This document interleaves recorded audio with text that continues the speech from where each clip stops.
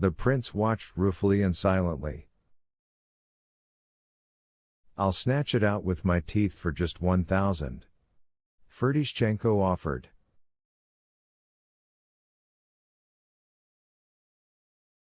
I could do it with my teeth, too.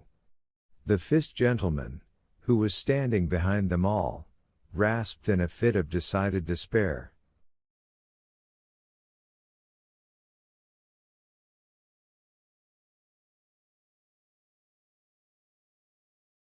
Devil take it. It's burning, it'll burn up.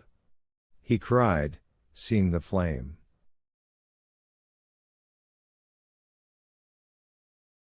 It's burning, it's burning.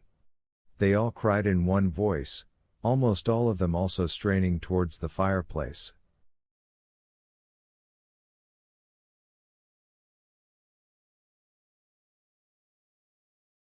Ganya, stop faking, I tell you for the last time. Go in. Ferdishchenko bellowed, rushing to Ganya in a decided frenzy and pulling him by the sleeve. Go in, you little swaggerer.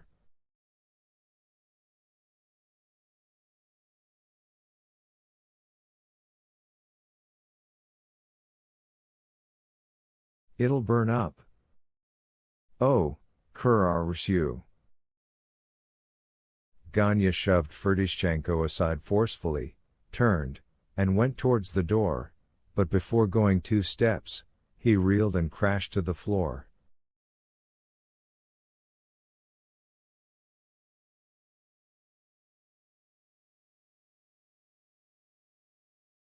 He fainted.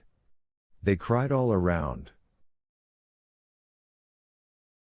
Dearest lady, it'll burn up. Lebedev screamed. Burn up for nothing. The roaring came from all sides.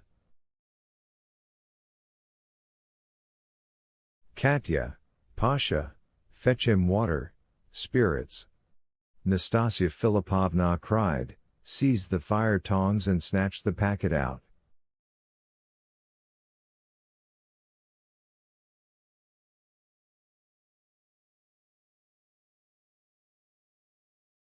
The outer paper was nearly all charred and smoldering, but it could be seen at once that the inside was not damaged.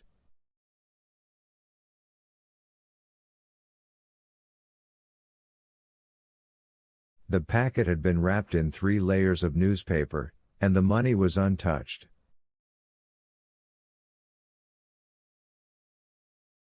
Everyone breathed more easily.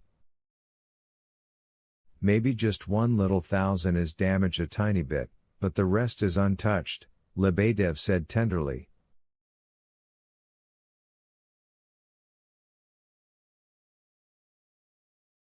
It's all his. The whole packet is his. Do you hear, gentlemen? Nastasia Philippovna proclaimed, placing the packet beside Ganya. He didn't go in after it, he held out.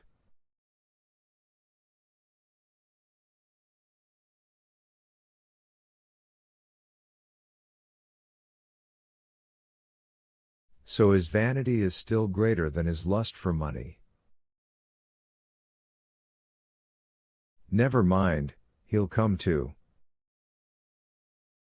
Otherwise he might have killed me. There, he's already recovering.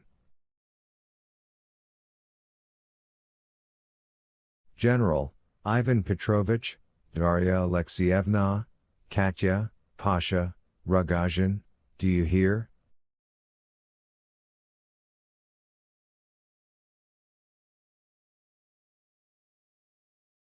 The packet is his, Ganya's.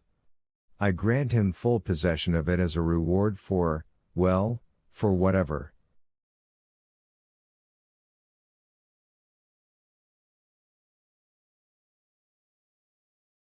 Tell him that.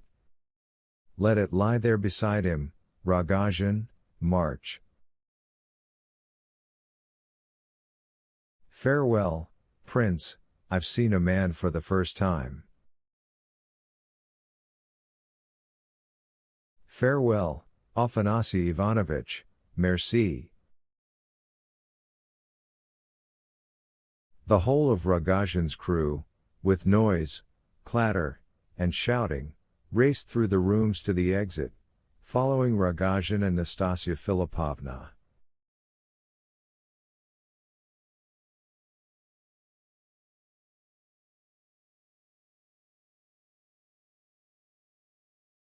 In the reception room the maids gave her her fur coat, the cook Marfa came running from the kitchen.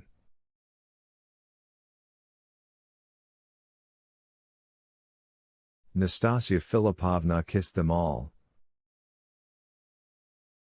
Can it be, dearest lady, that you're leaving us for good? But where will you go? And on such a day, on your birthday? The tearful maids asked, weeping and kissing her hands.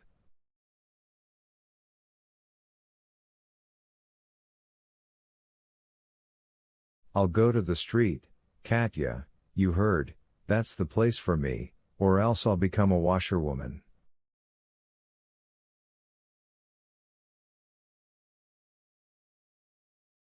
Enough of Afanasy Ivanovitch. Give him my regards, and don't think ill of me. The prince rushed headlong for the front gate, where they were all getting into 4 troikas with little bells.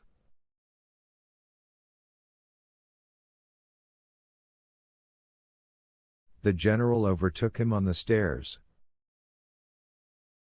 Good heavens, prince, come to your senses, he said, seizing him by the arm. Drop it.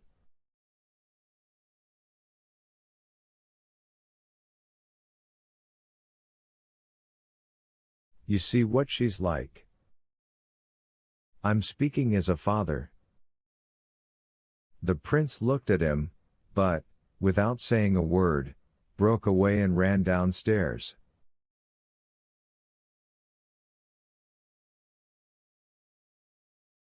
At the front gate, from which the troikas had just driven off, the general saw the prince catch the first cab and shout, to Ekaterinhof, follow those troikas.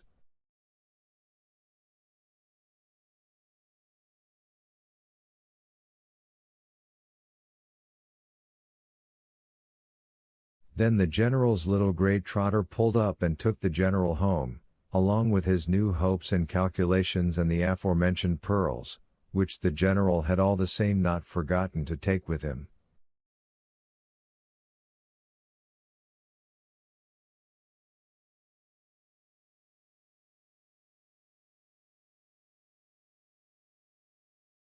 Amidst his calculations there also flashed once or twice the seductive image of Nastasya Filipovna. The general sighed.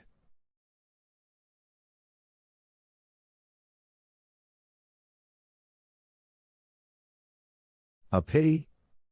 A real pity. A lost woman. A mad woman. Well, sir, but what the prince needs now is not Nastasya Filipovna.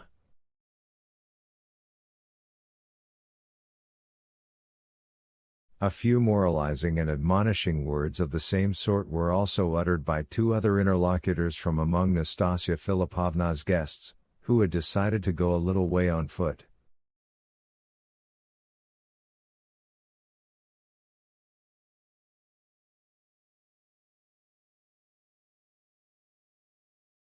You know, Afanasy Ivanovitch, they say something of the sort exists among the Japanese, Ivan Petrovich Tin was saying. An offended man there supposedly goes to the offender and says to him, "You have offended me, for that I have come to rip my belly open before your eyes," and with those words he actually rips his belly open before his offender's eyes, no doubt feeling an extreme satisfaction, as if he had indeed revenged himself.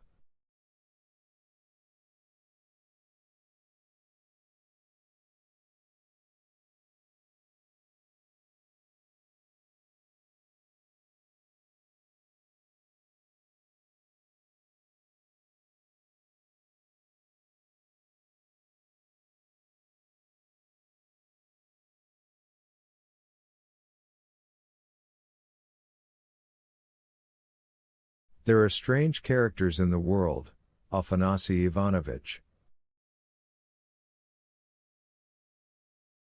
And you think it was something of that sort here, too? Replied Afanasy Ivanovitch with a smile.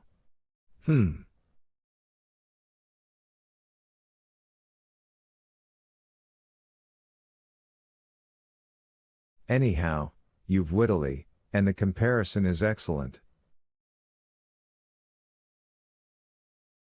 You saw for yourself, however, my dearest Ivan Petrovitch, that I did all I could. I cannot do the impossible, wouldn't you agree?